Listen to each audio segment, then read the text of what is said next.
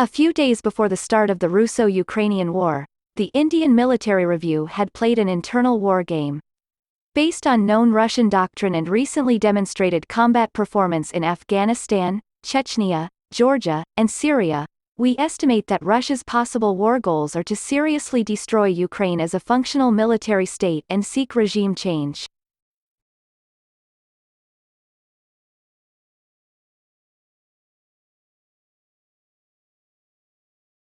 They will advance on several thrust lines but seek to hold onto land only in the provinces of Donetsk and Luhansk in the east and Crimea and coastal areas in the south.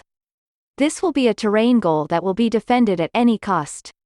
Russia has great advantages in air power, missile power and traditional artillery firepower. The T-72 and T-90 tanks are clearly superior to the Ukrainian T-80 and T-64 tanks, especially in optronic and night combat capabilities.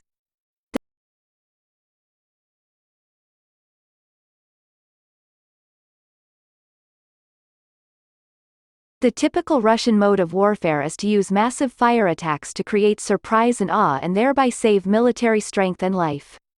This was most evident in World War II when Stalin referred to artillery as the god of war and insinuated that quantity produced its own quality. Russian troops have traditionally relied on the echelon of power. The second and third echelon troops were kept in reserve and used to maintain relentless momentum in any attack after the first echelon was depleted or winded down.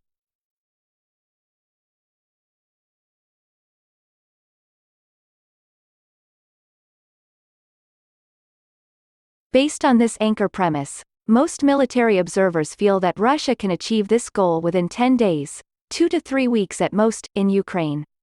But this war has now entered its second month.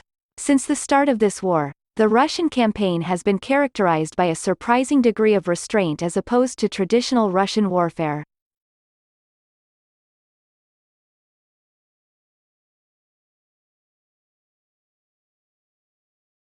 It has always relied on mass and scale, especially in its use of suppressive fire. From a purely military point of view, massive suppressive fire was urgently needed to neutralize the large number of Javelin ATGMs and SAMs fired from the shoulder of the Stinger that had been freely supplied to Ukraine.